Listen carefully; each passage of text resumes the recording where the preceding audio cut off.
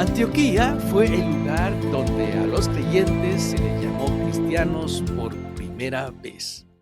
Buenos días, que Dios te bendiga. Estamos una vez más con nuestro devocional del día de hoy. Gracias por acompañarnos. A veces creemos que la crisis detiene el avance del Evangelio, pero la historia nos enseña todo lo contrario. En Hechos el capítulo 11, versículos 19 al 30, nos lleva a una iglesia nacida no de lujo, no de la abundancia, sino de la persecución. Pero en esa crisis, Dios estaba obrando algo glorioso, una nueva comunidad, un nuevo modelo de iglesia y un nuevo nombre, cristianos. Este pasaje no es solo historia, es un llamado urgente a ser cristianos auténticos hoy, como lo fueron ellos en Antioquía. Dice el versículo 19 de Hechos el capítulo 11. Ahora bien, los que habían sido esparcidos a causa de la persecución que hubo por motivo de Esteban, pasaron hasta Fenicia, Chipre y Antioquía, no hablando a nadie la palabra, sino solo a los judíos. Pero había entre ellos unos varones de Chipre y de Cirene, los cuales cuando entraron en Antioquía, hablaron también a los griegos, anunciando el evangelio del Señor. Y la mano del Señor estaba con ellos, y gran número creyó y se convirtieron al Señor.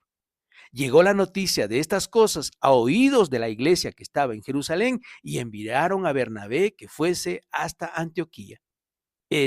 Cuando llegó y vio la gracia de Dios, se regocijó y exhortó a todos a que con propósito de corazón permaneciesen fieles al Señor, porque era varón bueno y lleno del Espíritu Santo y de fe, y una gran multitud fue agregada al Señor. En primer lugar, la crisis no detiene a Dios, lo expanden. Dice el versículo 19, ahora bien, los que habían sido esparcidos a causa de la persecución que hubo por motivo de Esteban, pasaron hasta Fenicia, Chipre y Antioquía. La muerte de Esteban no apagó la fe, la encendió. La persecución fue el canal que Dios usó para esparcir la semilla del evangelio. Y aunque al principio predicaban solo a los judíos, algunos cruzaron la barrera cultural. En el versículo 20 dice que hablaron también a los griegos anunciando el evangelio del Señor Jesús. Esto fue revolucionario. La iglesia se estaba volviendo verdaderamente universal. ¿Y cuál fue el resultado? La mano del Señor estaba con ellos y gran número creyó y se convirtió al Señor, dice el verso 21. La crisis se volvió expansión, la persecución se volvió multiplicación. Dios no necesita comodidad para obrar, a veces usa el dolor para cumplir su propósito. No le huya a la crisis, que la crisis no sea una excusa para no congregar, para no predicar, para no enseñar la palabra de Dios, sino que al contrario lo hagamos con mayor ánimo, porque esa es la gran enseñanza que nos dejan nuestros hermanos aquí. En segundo lugar, una iglesia que forma, anima y multiplica siempre avanza. La noticia llegó a Jerusalén y enviaron a un hombre clave, Bernabé. Dice las Escrituras que era un hombre lleno del Espíritu Santo, conocido por su carácter de ánimo. Eso es lo que dice el versículo 23. Cuando llegó Bernabé y vio la gracia de Dios, se regocijó y exhortó a todos los que con propósito de corazón seguían al Señor a que permanezcan fieles. Bernabé no fue a criticar ni a imponer reglas, fue a confirmar y fortalecer lo que Dios estaba haciendo. Y luego hizo algo crucial, fue a buscar a Saulo, que recién se había convertido. Dice en el versículo 26, y se congregaron allí todo un año con la iglesia y enseñaron a mucha gente. Aquí vemos formación espiritual. No era solo emoción, era discipulado profundo. Y entonces ocurre algo único en toda la Biblia.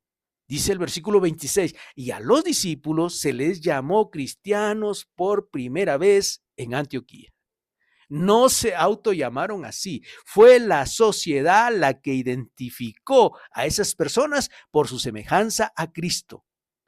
¿Esto es lo que ven las personas en ti cuando te observan? ¿Ven a un cristiano por nombre o por reflejo de Cristo? Esto es importante, que las personas mismas puedan decir, he allí un verdadero cristiano o cristiana. En tercer lugar, una iglesia sensible, generosa y unida está en acción. La iglesia de Antioquía no solo fue poderosa en palabra, sino también en acción. Un profeta, Ágabo, anunció una gran hambruna. ¿Y qué hicieron los cristianos de Antioquía? ¿Ignoraron la necesidad? ¿Esperaron ayuda de Jerusalén? No, fueron los primeros en ofrendar generosamente para los otros creyentes. Dice el versículo 29, entonces los discípulos, cada uno conforme a lo que tenía, determinaron enviar socorro. ¡Wow! ¡Qué asombroso! Aquí vemos una iglesia solidaria, generosa, obediente y madura. No eran ricos, pero eran generosos. No eran antiguos, pero eran sabios. Eran verdaderos cristianos. Los cristianos que se necesitan el día de hoy. No los cristianos de una vez por semana o de una vez cada fiesta que se celebra en la iglesia. Los cristianos de verdad. Los cristianos generosos, los cristianos que no hay que estar rogando para que puedan servir al Señor o que puedan dar para la obra de Dios. La iglesia de Antioquía nació en la prueba, pero creció con poder. Fue una comunidad transformadora, comprometida, discipuladora y generosa.